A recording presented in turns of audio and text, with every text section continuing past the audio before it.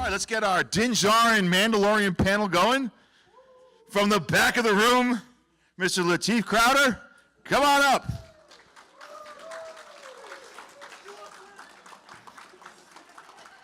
Also with Din Djarin, Mr. Barry Lowin.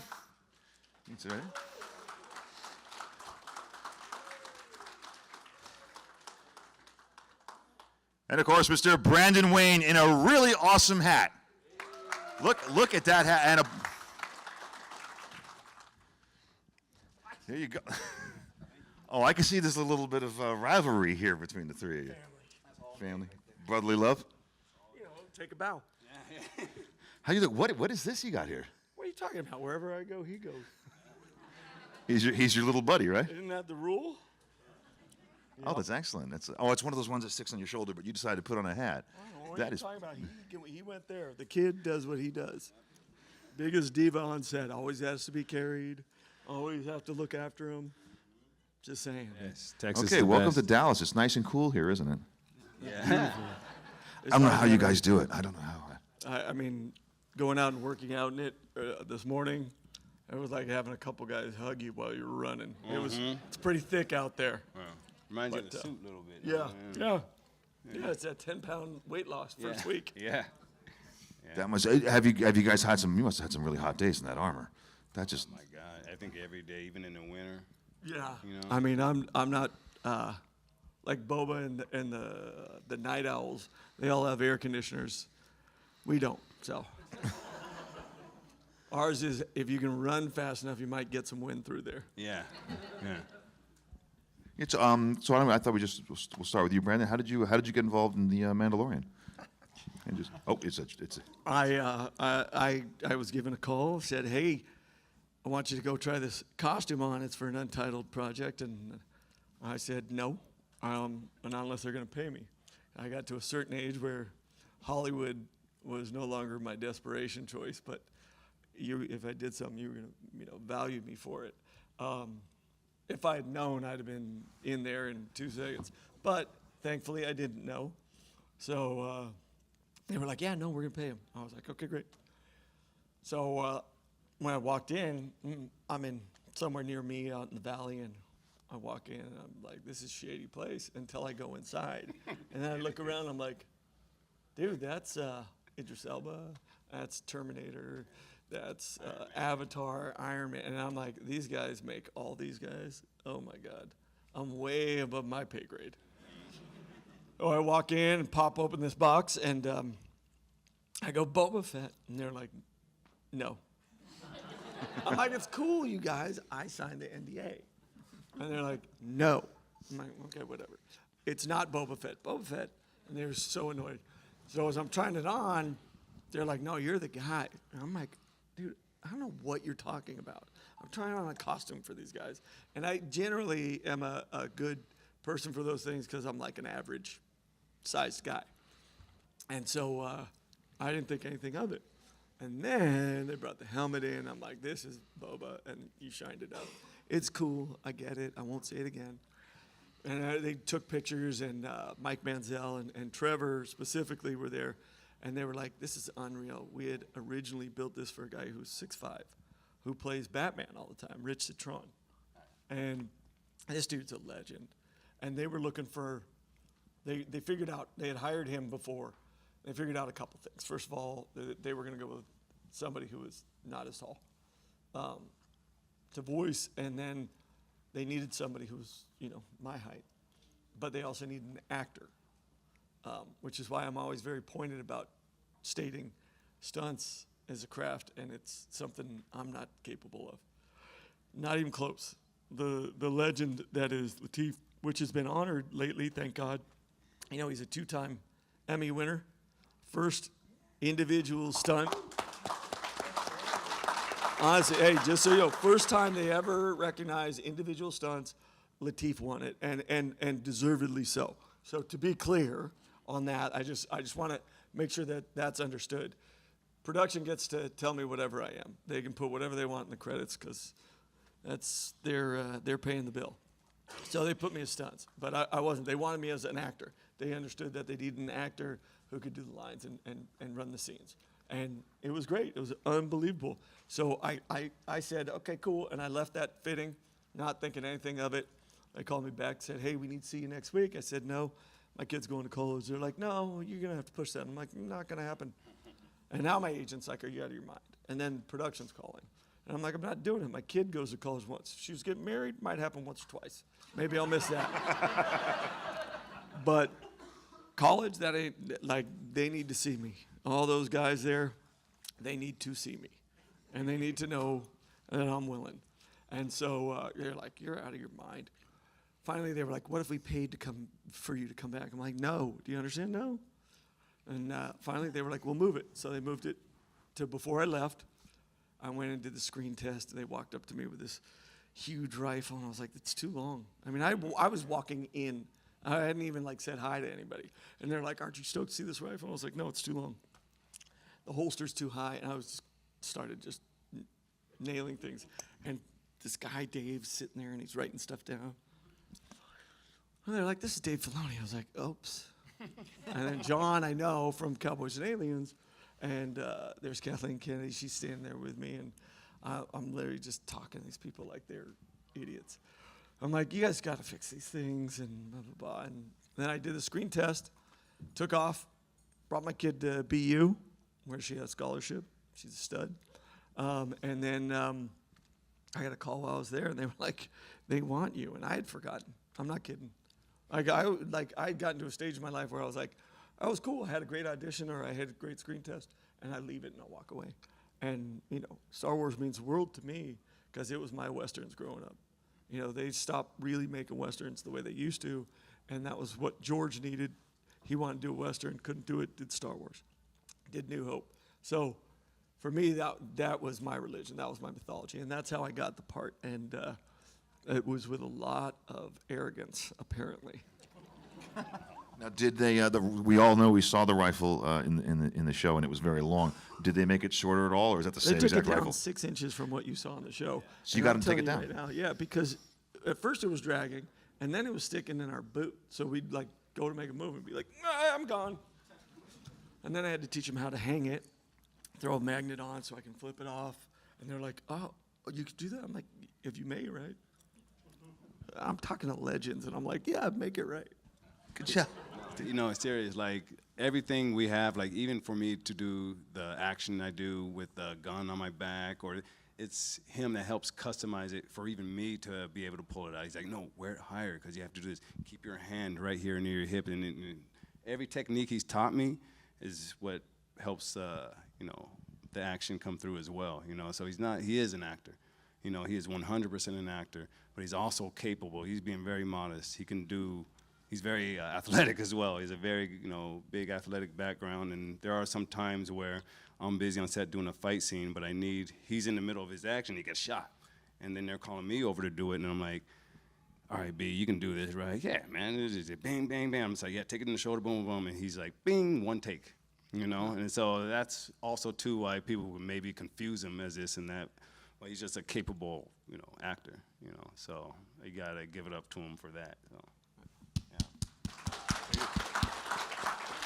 So Lateef, how did you come on board, or do you remember your earliest moments involved with The Mandalorian? Yeah, and Brendan kind of got into it for a little bit. So it was weird. I was involved in pretty much before he even got the call. So that's when he's talking about the guy who played Batman. It was originally for him. He's a good buddy of mine, Rich Citrone. If you guys know Batman versus Superman fight, he was in a warehouse and he's beating up all the goons to rescue Martha. That was him in the whole scene, and I was one of the guys getting pounded in there. If you see the guy with dreads on the floor, you know. One of the guys with a knife fighting him, and he's just a good friend. We did so many films together, and, you know, quick fact too, Tate's character, Paz, when we were dueling on the catwalk in front of Emily, in front of the armor. Boba. Yeah, in the book of Boba, that was him fighting me, you know. We're good buddies and stuff. But anyways, he was originally casted as, you know, as a 6'4" Mandalorian. He's a very talented guy.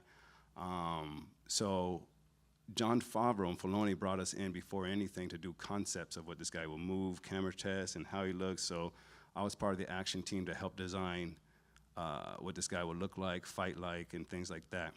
We made up a whole previs. We pretty much shot like our own little mock movie, you know, fight, and you know, with the suit on and everything. And then we finished it, and we're like, oh, that's cool. And then we, you know, John comes later and be like, okay, things have changed. We got an actor to do the, you know, and he's, you know, more closer to your height. And can you guys shoot it again? And maybe you play the Mandalorian. I was like, oh God, no. You know, I was like, oh my gosh, no, what do I do? What's this? What's that? And we just pretty much reshot what we did. And Favreau just, after we doing it, he looked at everything and he's like, okay, you're the Mandalorian. And I was like, huh? Okay. You know, I'm like, all right, so that's a big, okay, what's going on here? And then just like Brendan, when they brought me to Legacy, you know, it's like this ghetto looking place. It was sketchy. I'm like, what's going on here? You go in there, you see Iron Man, you see it all, everything that was on every set. You're just like a big kid in there. And they showed me my suit, and they're like, oh, you got to put this on. And I'm like, is this? And I said the same thing. It's like, wait, am I going to play like another Mandalorian? Oh, cool, you know, like a Boba or something? Or, you know, and they're like, no, it's you know, you are the Mandalorian. You know, I was like, oh, I am the man. I thought I was just going to be in, you know, or just, you know. Yeah, I thought it was going to be a Mandalorian. And I was like, oh, the Mandalorian. And just putting on that suit and looking at yourself in the mirror was a trip. Crazy. Yeah. And then I met my brother right here. Like a month out before we started even shooting. Yeah. So we can start rehearsing and create, actually. Yeah. You know, that's what's kind of cool about Favreau and Filoni. They trusted us enough to give us time to come up with what we're going to do. Yeah. You know, and he's pretty much the base of the character. It's based on, you know, it's a Western guy, a cowboy guy. That's him, you know. And then we kind of figured it out when we, you know, how we're going to blend in our actions to go from a cowboy guy with his gun at his hip into a boom, punching, you know, flipping, kicking guy to where it seems almost seamless. Whereas, you know, Western cowboy guy can, you know, be very stoic and Western, but also can be very brutal and, you know, and violent and technical. So I was very proud of that. You know? Yeah, one thing you like, I know every time I'll watch like Barry or Lateef in a scene, I can tell because there's I like to think of myself as a slow brew, whereas those two have, you know, power. And for me, like when you see what was that in the canyon in season 1, and you took on the two Trandoshans. Yeah, and he is literally like you see this. It's almost like, you know, like a cobra when you see the wings come out on it. To me, he'll be embarrassed by it, but to me, it's the idea that's the power, and that's the superpower. Even though we're human, and that's what I love about Mando, is that all of a sudden you see that like, oh yeah, you guys chose the wrong dude, and you're like, Lateef, let's go. It goes back and forth, man. Yeah, I'll be cheering him on set, man. I'll be like, yeah. Like, Lateef, be quiet. Yes. I'll never forget. They were like, hey. Do you want to go over and help Lateef? And I look in the monitor because he's on another stage, and it's the X-Wing when he's planting the bomb on Moff in season 1. And Lateef is 10 feet in the air, holding on with one hand to the bomb. Like, it's literally just round like that. And he's doing this, and I looked at Filoni, and I told him in my French something with an F, and he could go off it. So I was like, no, I'm good, thank you. He can keep doing that.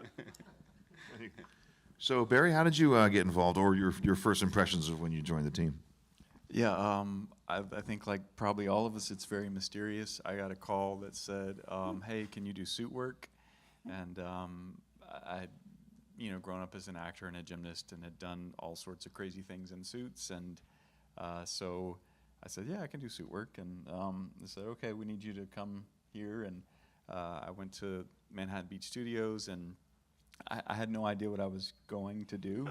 No one tells you anything. Ever. And I was just kind of like, on set, yeah, like right I was there. just standing in a hallway, and someone, it was Tamara, finally said like, I guess we should get you dressed. And I have no idea what's happening, and no one like there's really no one to greet you or hey, this is what you're here for.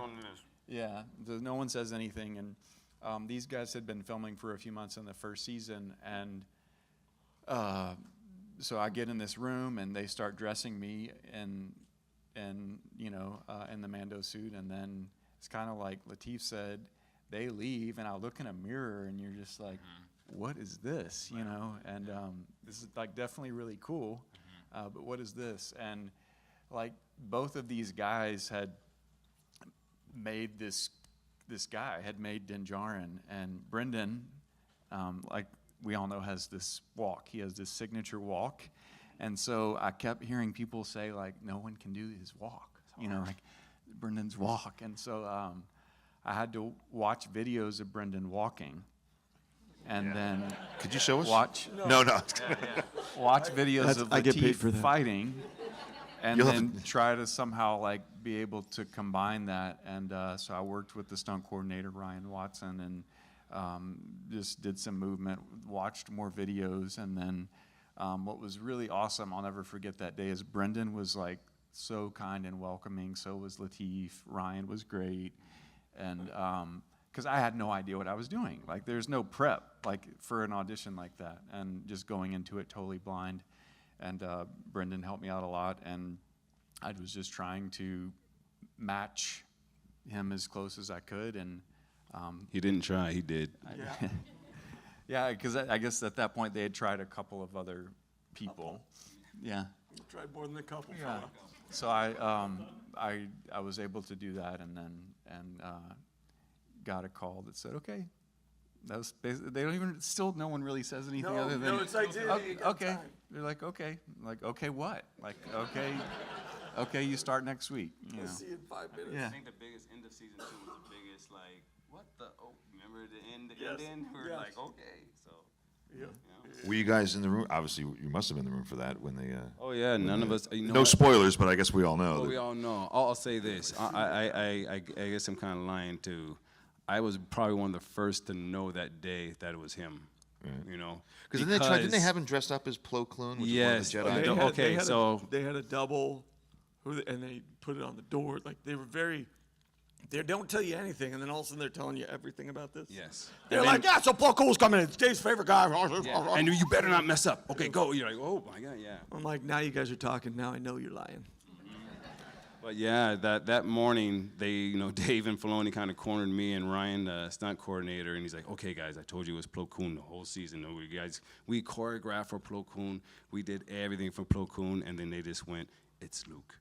So hurry up, find something for Luke. This is Japanese here. Find some of this Kurosawa reference. Find this there. All in within that day, that the character was created, and he fought. Make it look good. Yeah.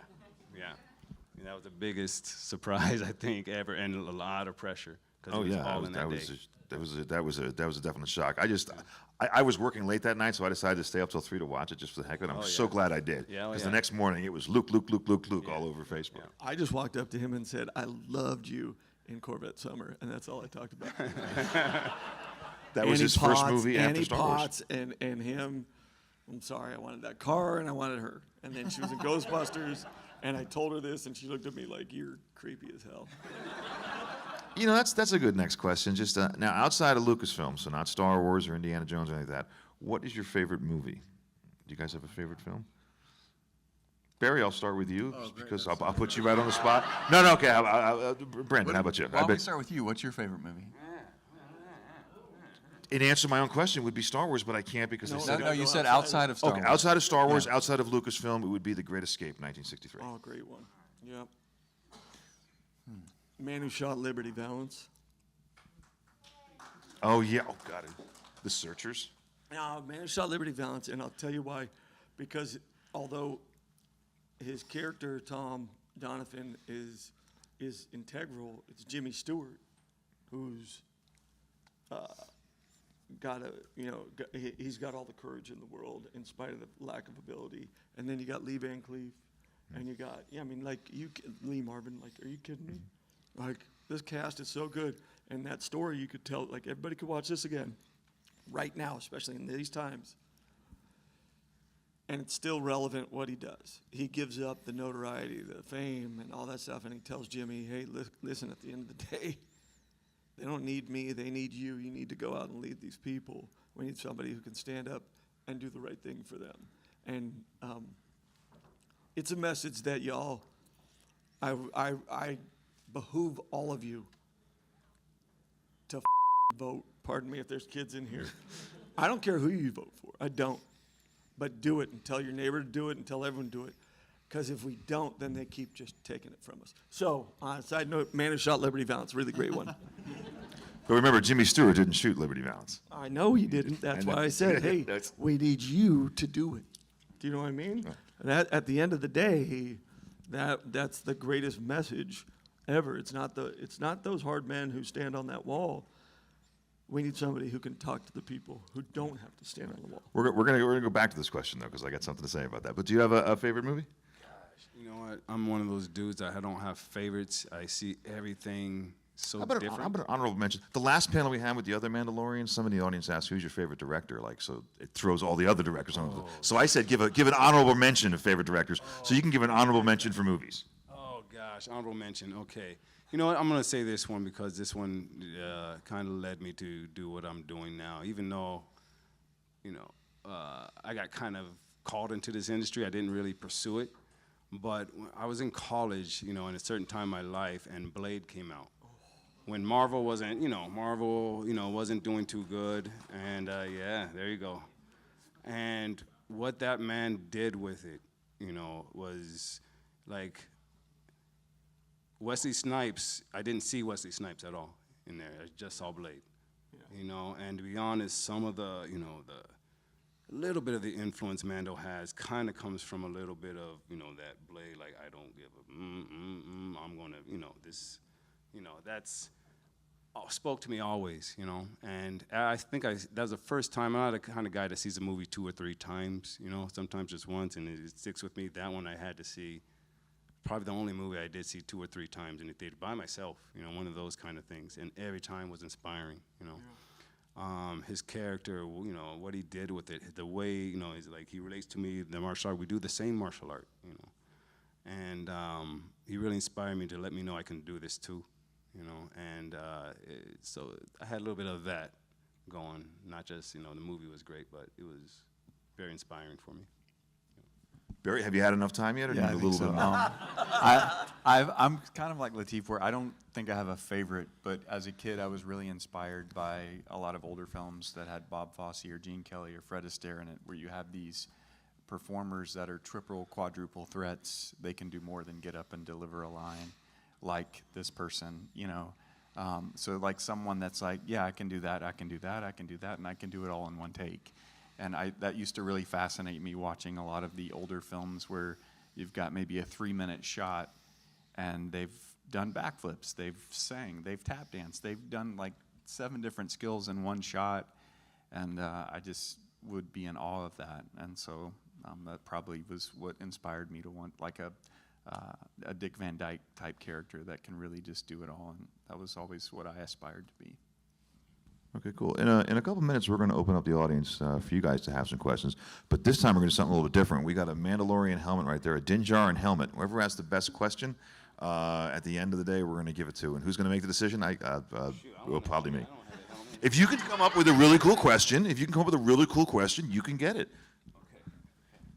Well, not now. Okay. All right. Do this right. So Okay. Next question. The nice-looking gentleman in the front row. Thank you. No, you can go first. Me, him. We kind of look. No. Okay. So, can you tell us anything about what you're going to be filming next? What's going to be happening? If you answer that question, I'm giving him that helmet. There we go. Yeah. Season? Are we in the season? Or are we in the movie? The movie. What's going Yeah. on? To be absolutely clear, it's a movie. That's number 1. Let's see, where else can I go with that one? Huh?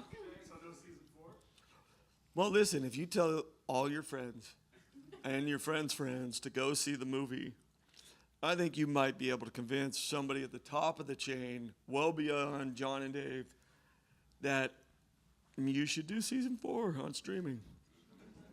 After the movie.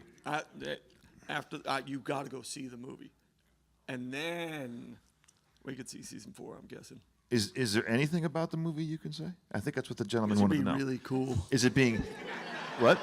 It's gonna be really cool. Yeah, I think Mando and Grogu are going to be in it. All right, you're in I contention. think I get the helmet. All right. Who knows? All the other questions can be bad. Can I see that, Mike? Actually, what we're going to do is we're going to pass. Can you? But before we get to questions, you did talk about the man who shot Liberty Valance. Oh, yeah. We got it. I told you yesterday, a couple days ago. Once we bring him up, it's hard for me to stop because he's one of my favorite actors ever. Do you guys know who shot Liberty Valance? Yes. Who? John Wayne, Tom Donovan. the Duke. So I got to ask you. You got an anecdote, a little story you can give me about John Wayne is of course Brandon's grandfather and the greatest actor who ever freaking lived. Thank you in his honor. So Granddaddy, as I knew him, I didn't quite capture that he was a big star because I'd spend time with him either at his house or we'd go out fishing on his boat or whatever. And so he was just Granddaddy. I mean, really, I was on the set of The Shootist. Apparently I was on others, but I couldn't remember. But Shootist I remember hanging out with Ron Howard and that whole deal. But I still didn't get that he was, like this guy that people cared about other than, my family. And he never acted like that. He never thought he was hot stuff. So that was just my viewpoint of him. So when he was getting sick, and the whole school wrote get well cards, and I thought it was weird. I was at a Catholic school and I remember asking Sister Roberta Ann, who was a violent woman, so asking her any question could be real dangerous to your health. I said, Tony's grandpa got sick and only this class wrote. So why didn't we all write for Tony's grandpa? And she looks at me. And so they used to call me Yardstick also. And it's because they used to break yardsticks on me all the time. And that happened. And then my mom, she comes down and she's like, what'd you do? I was like, what do you mean, what did I do? I just asked a question. So mom had to kind of spill the beans. And this guy's kind of a big deal. The next day, Sister Lillian Joseph comes in, hands me this picture, and she wants to help me along. She's like, that's for you. I want you to keep it. And I'm horrified. I'm looking at my grandfather in The Greatest Story Ever Told. And if you don't know, he plays a centurion in that movie that Jesus turns to at the end. And he's in a leather loincloth and like a leather tunic up top. And there's a lot of him showing. And I was like, I brought that home and I was like, Mom, what the? She's like, that's your grandpa. And I'm like, he's half naked. And that's Granddaddy and that's disgusting. And why does she have it? And that was when I learned that, nuns and priests were humans too. But that was weird. But here's a little story from his life. He had heard that Burt Lancaster wanted to start this thing called busing so that everybody could get a better education. He thought it was, going to afford an opportunity because schools in California were based on land value, how much money they got. So if you were in poor neighborhoods, you were never getting to these better public schools. And back when I was growing up, you went to public school unless you were religious, then you went to religious school. But public schools were great. So Lancaster wanted to start this busing thing, and he literally did. And my grandfather wanted to find out what it was. So he said, meet me at the Beverly Hills Hotel, and we'll talk about it, see how I can support you. And he walks in, and waiter comes up and is like, Duke, your usual? He goes, no, I'll just take a martini. And then Lancaster's like, I'll take a double. And then my grandfather was like, no, make mine a double. And I don't think they ever talked about busing at all. I think they got about 10 sheets to the wind. And they're walking out, and my grandfather walks out, and he's waving and does this, gets in his convertible, drives home. And this lady's like, out of her mind. She looks at Lancaster. She's like, oh my God, you know who that was? And he's like, yeah, that was John Wayne. And I'm Burt Lancaster. And she goes, no, that was John Wayne, and that was my car. Well, my Uncle Patrick had to drive it back. All right, great. What do you? Who do we got for a question? You can win a helmet, but it's got to be better than Lateef's question. This is actually TK is a friend of mine. He's actually pretty knowledgeable Star Wars. So you gonna get a microphone or what? Oh, we got somebody over there already. You didn't do that. Yes. Okay, you're next, TK. Well, thank you for all the work that y'all do on the show. It's like the Mando and Grogu is like our father and daughter thing. And so she dresses as Baby Yoda, and sometimes it will flip. She's Mando and I'm Yoda. Does that mean she carries you? Sometimes, yeah, if she tries. But so my question is, there was talk about the Jedi once fought with the Mandalorians, and I'm just wondering with Grogu, he has the plate and the armor, and what color is Grogu's lightsaber?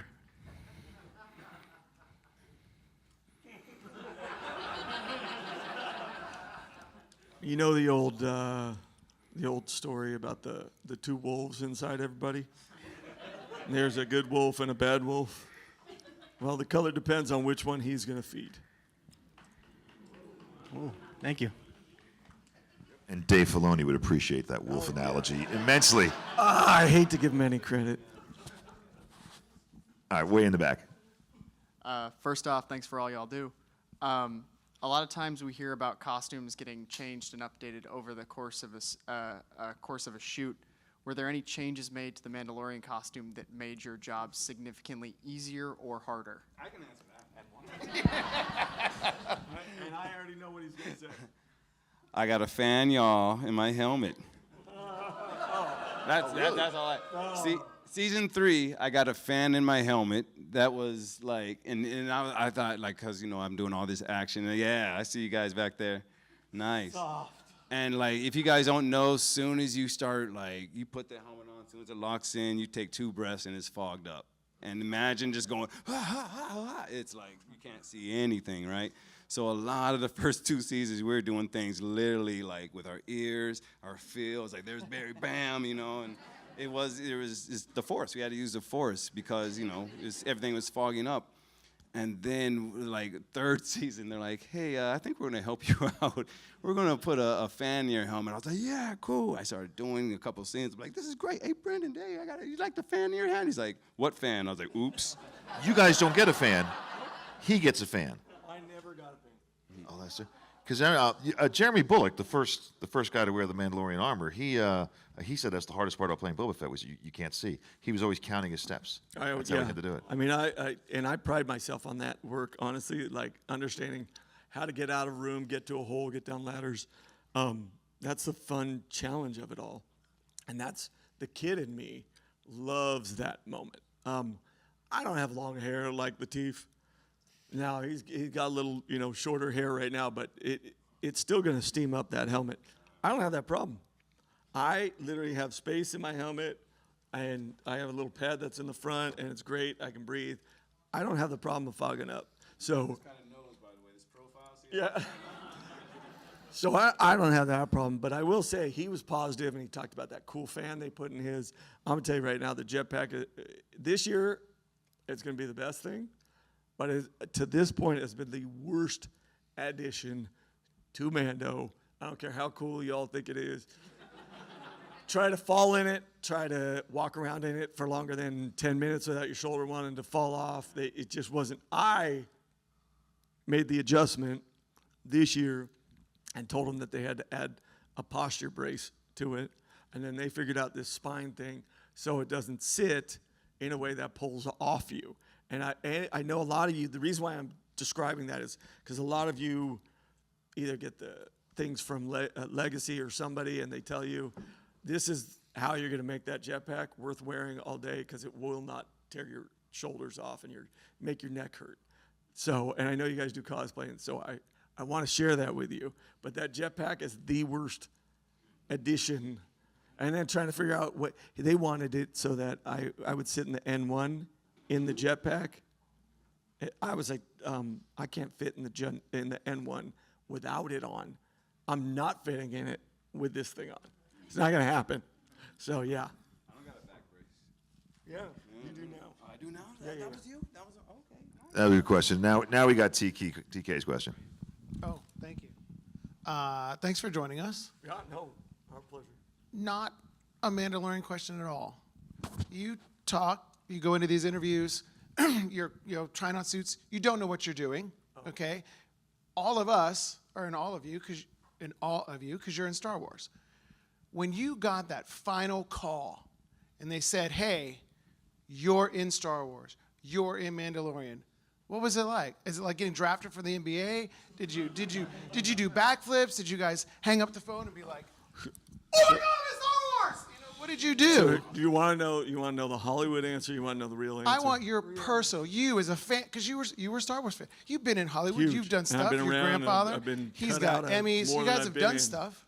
So mine is probably going to be very different. I had a kid who was going to college. I had 2 young kids. I was bartending. I was trying to figure out how I was going to pay for any of the extras my kid needed in college. So mine was a dad's excitement, even more than the kid who was the youngest at 8 and only could play with Boba Fett because everyone else got the first choice. And so, like, Boba became mine, and then I owned it. But that was a big deal for me at that moment. Now, I will tell you this. We worked 5 days a week. I never stopped bartending first season because I don't trust the business. And so I worked all the way through second season when I got sick, and then I couldn't work. I was in the hospital for like a month. But, like, I worked 7 days a week for that whole time. So, yeah, I mean, yes, was I excited and was I honored to be in Star Wars? 100%. But I had to find, because I was older too, I knew that it could disappoint me in a heartbeat. And I didn't want them to take that from me. I didn't want to give them that strength. I still wanted to love Star Wars. So I hedged my bet. What about you? I didn't realize, right, there's no like official, like, you're in Star Wars, congratulations, come on down. So I didn't realize until, I don't know, maybe a fan, it could have even been at a convention when someone says, how does it feel to be a part of Star Wars? And you're like, oh, wow. And, I start remembering, like, my dad used to wake us up as Darth Vader, like, he would be like, "I'm your father, you must get out." Like, so it just starts to make all these things connect. But it was also the biggest production I'd ever worked on, and so I felt a lot of pressure initially. I also come from a world of like performing in Cirque du Soleil and other things where it's like someone just says, "Oh yeah, that's not right, you're out. Yeah, that's not right, you're out." And so one of my first days on set, I was in a cart with Gina Carano, and I'm like laying in this cart, and they stop production. Bryce is directing, but Dave is not there. John's not there. And they come over, and they're like almost measuring the length of my neck from the helmet to my collarbone. And I'm like inside just like freaking out trying to adjust it because I'm like, am I going to lose this job because my neck's too long? I don't know.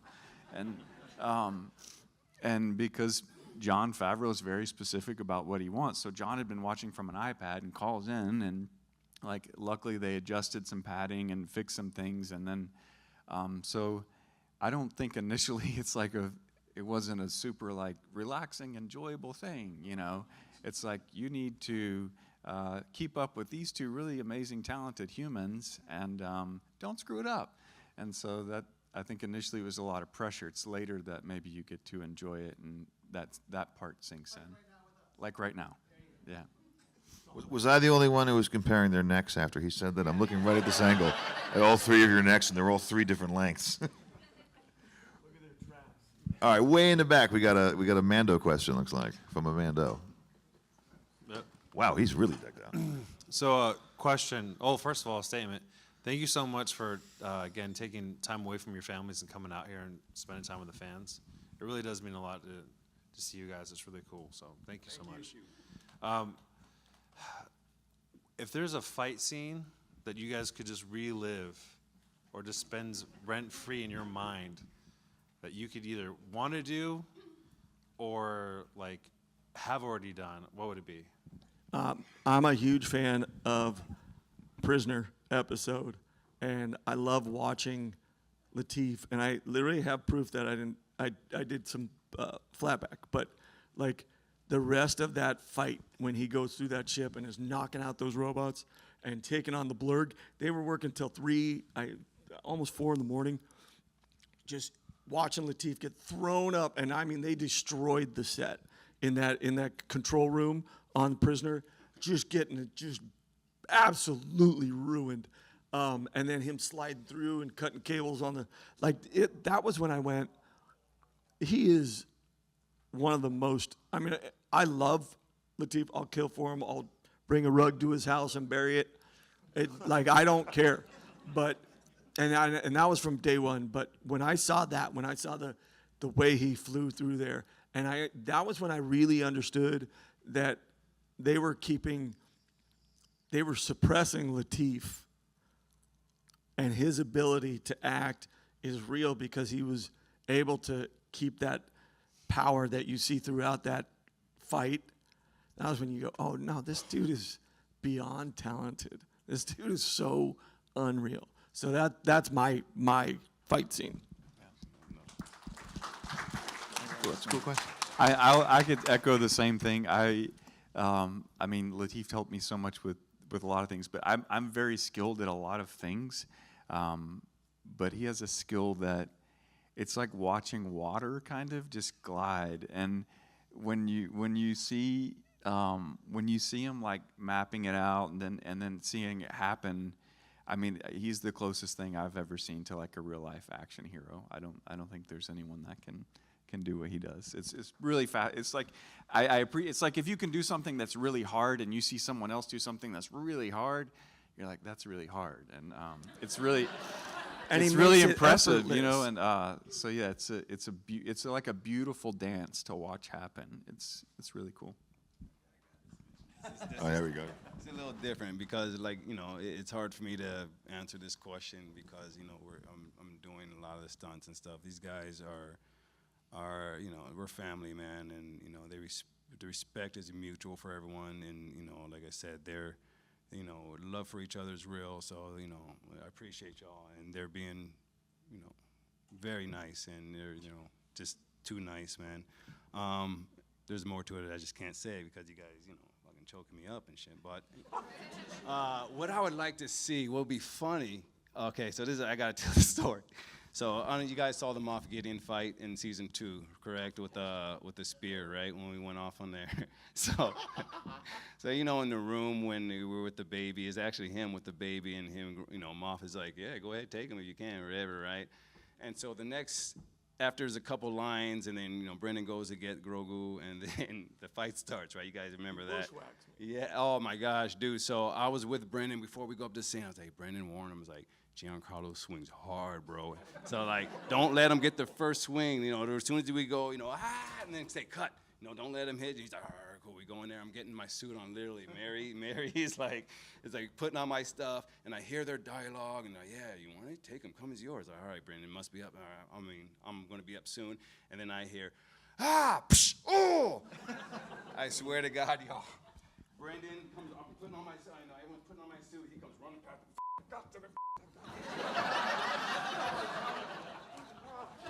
and took off, like offset everything. I was like, Brendan, where you going? What happened? Brendan, what happened?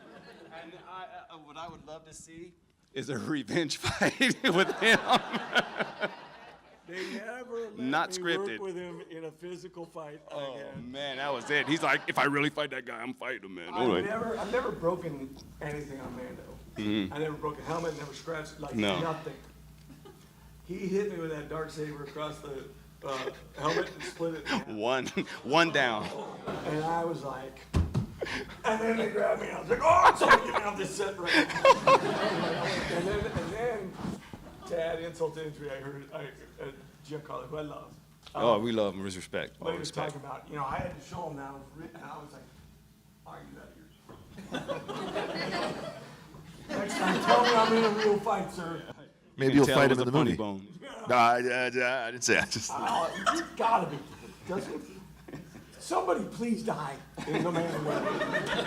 Just one. I mean, we had the one guy I know for sure died. It was the first kill in The Mandalorian. He's here. Oh, yeah. Dimitri. He was split him in half. he was the Quarren that got split in half at the door. Yeah. But if I swear, I look at Dane and John all the time, and I look at them and I go, can someone please die? If I'm really that badass, why aren't they dead yet? Well, the rumor is Moff Gideon was a clone because he doesn't have his mustache. Hey, I didn't start it. I didn't start the rumor. I'm just saying what I heard. You guys make think Thrawn might give Mando nightmares. It's off. By the way, he broke 6 dark sabers till the end. That was it. The props only made 6. The guy was sweating. The prop master was sweating, bullets. And then we gave him the Ahsoka one. He's like, don't break this one. He broke that one over my head. All of them.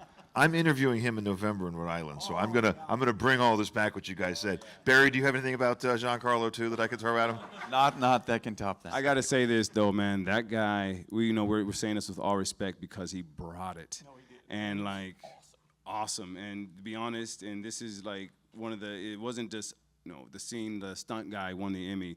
It was me and him, I believe. All of us. You know what I mean? That kind of got the Emmy. I don't see it as the stunt work because if he didn't make that scene what it was, it wouldn't have got to where it got. I interviewed him in San Antonio a year ago, and he came out on the stage and just when I introduced him, he came right out and said, "You have something I want." Gave that whole speech, and the audience was just living it, licking it up. All the lines that day? Oh, you said that, not me.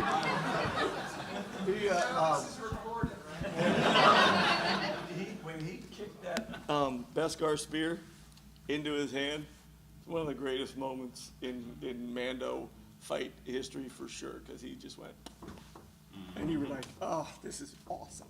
I love that. That was his. All right, that might be doing really well as best question so far. That was a good one. So you might be winning another helmet. But we got a question here in the corner, right? There he is. Thanks, guys, for your time today. Appreciate it.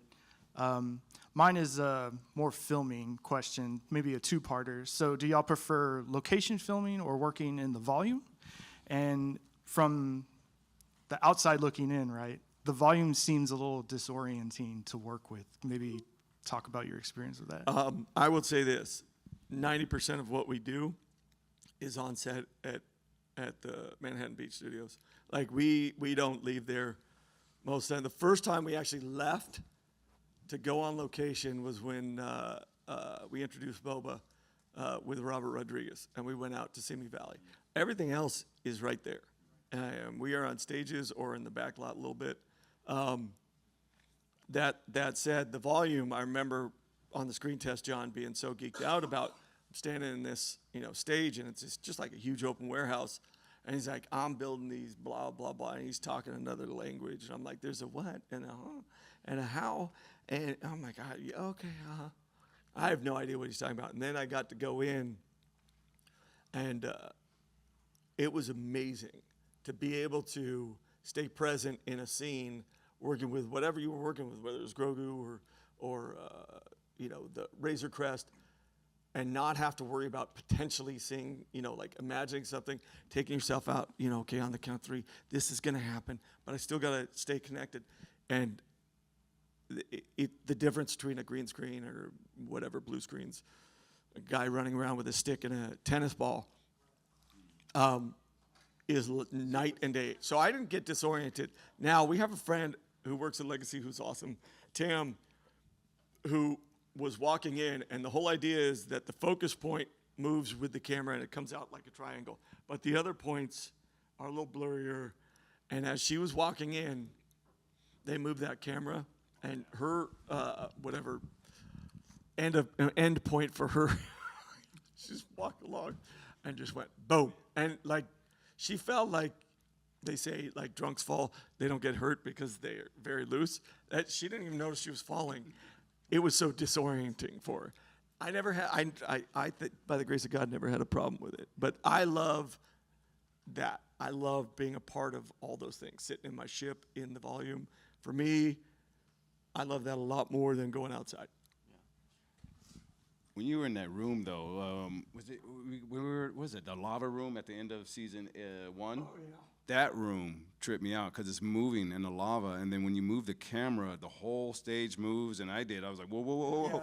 And I started falling, so. You see, I locked my elbow like that, Mm-hmm. and I never lost my balance because I was able to push off. I Yeah. knew it was going to be an issue. Or I just close my eyes during the scene. I did. I mean, I slept during a couple scenes that are on in the episodes. I can tell you exactly where and what they are too, but I won't. Yeah, it's cool because, you know, even though there is the volume, even within the volume, there's a practical set usually that someone has spent months making. There was one moment where I went to sit in a chair that I thought was real, and it was not real.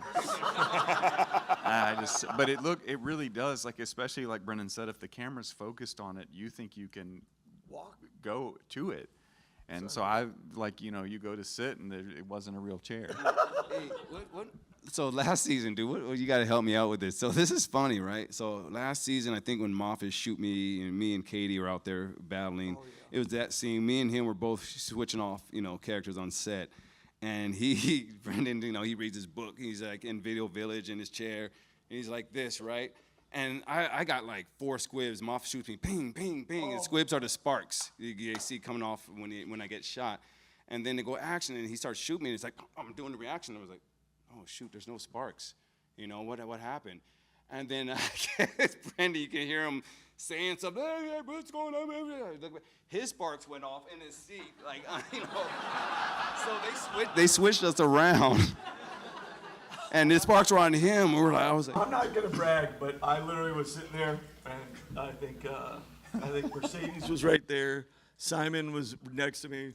It was just those two out there fighting, Katie and Lateef fighting Moff. And I was just sitting there reading, and these things start going bang, bang, bang. glasses on. I didn't even move. There was a guy who was right over here who literally had a heart attack. I was like, what are you like? He was like, oh my God, he's on fire. Has somebody help him? And I was like, we're fine. They're just squibs. And all of a sudden starts going on fire. Bam, bam. And it was the son-in-law of the head VFX guy who had squibbed me up and not turned him off. And like, they thought they were going to have an issue. I didn't care. I was like, that's hilarious. And they were like, we just want to make sure you're okay. I'm like, get the hell away from me. First time in 3 seasons, you guys check and see if I'm okay. Nobody asked me after I sat inside the Anzelans work factory for 10 hours. We do have time for one question, but I see Bobby over there dressed like a Grand Admiral. Do you have something for me? Oh, yes. Yes, we do. Not specifically for you, actually. I got that. This is for Mr. Brendan Wayne and Mr. Lateef Crowder. I'm sorry, Barry, you've already actually been inducted. So the Rebel Legion is here to induct Brendan Wayne and Lateef Crowder into the Rebel Legion as honorary members. Just to be clear, because Barry's already been inducted. It's not Barry like has already been inducted. So they're going to come up. It is an honor.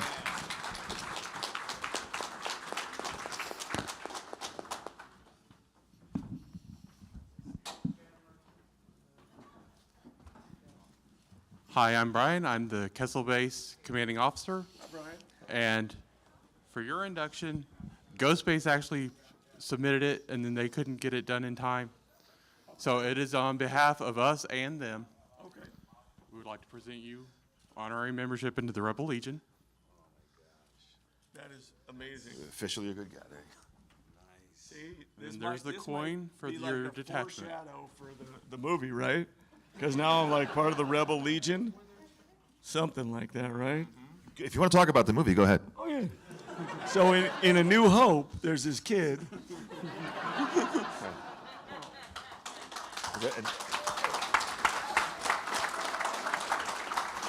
Lateef, it is my pleasure to induct you on behalf of Kessel Base and the Rebel Legion as a member. I'm honored. I'm very, very honored. Thank you guys so much. You know, it's funny, the 501st are so inspirational to us. You have no idea, man. Like, when you guys were on set, too, the first season, man, it was just, they're part of the family. They're part of the Star Wars universe. They're part of Mando, and I'm just happy to be part of it as well. So, thank you. And the Rebel Legion. Yes. So, thank you guys very much. Thank I y'all. appreciate it. Thanks, brother.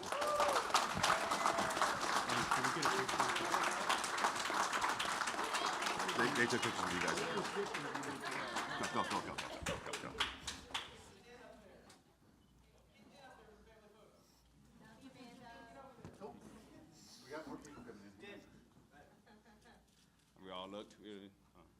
It's, So you guys are officially Rebel Scum. Take it. all right, get off my stage. Get off my stage. Get the hell out. Get.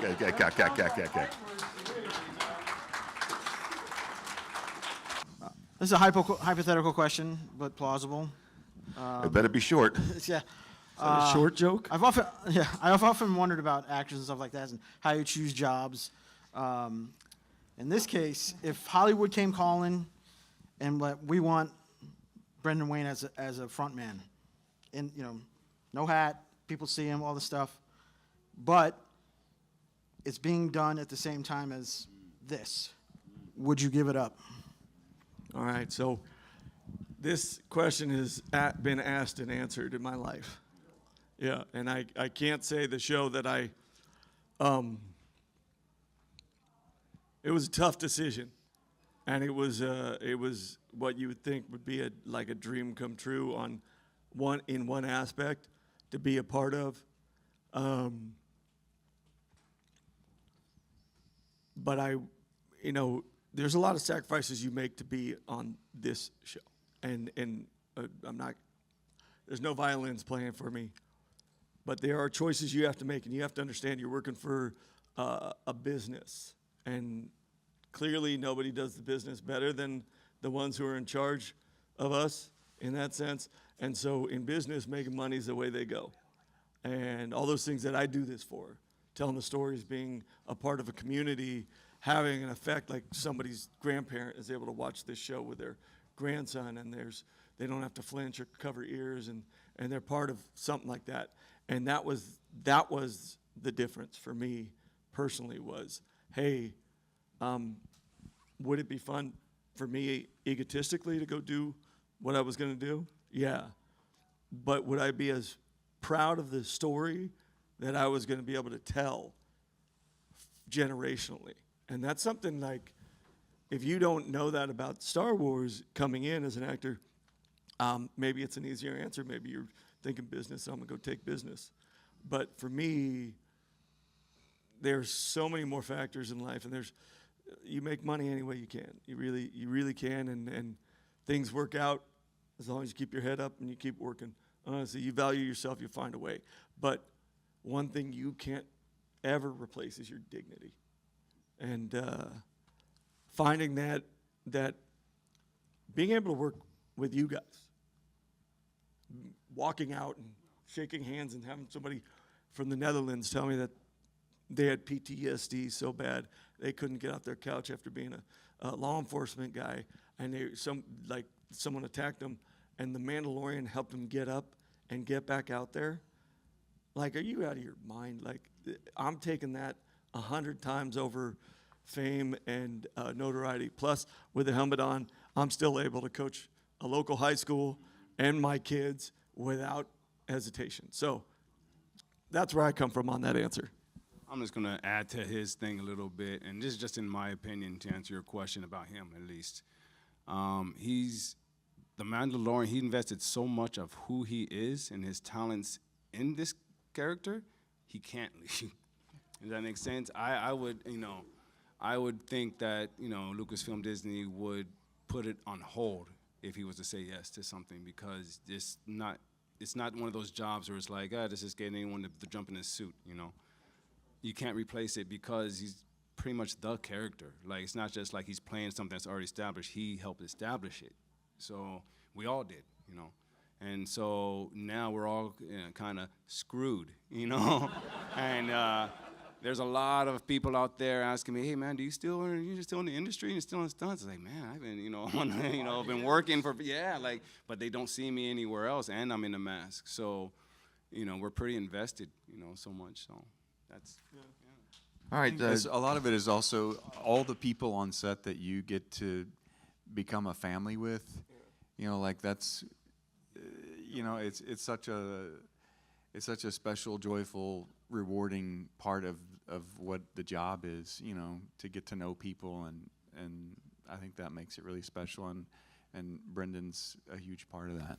if I ever go to another job and, you know, I'm on a show with an actor or something, it's like, that's not my brother. You know, it's like, you know, it's like, this guy is like, hurry up, let's get this job over so I can go back to The Mandalorian. You know, it's not my brother over here, you know.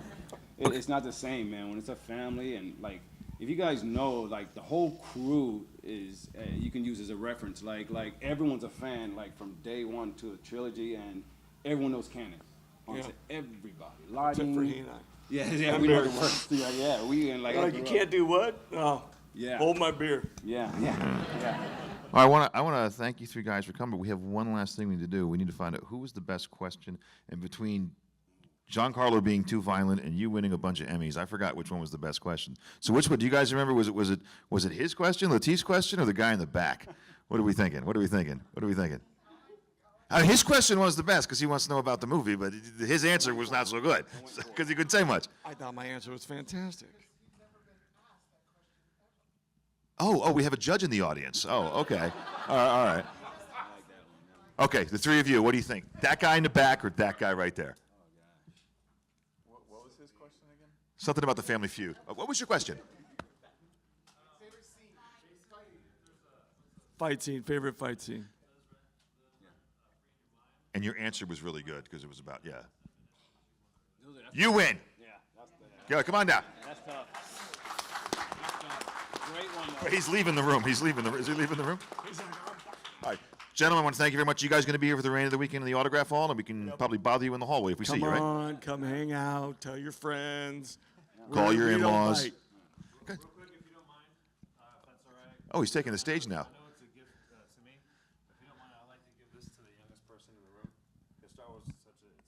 Okay, I'm 7. Okay. Winner, I was solid. Thank That was you. good. That was good. Who's the youngest person in the room? Who's the youngest person in the room? That little kid back there. Give it to him.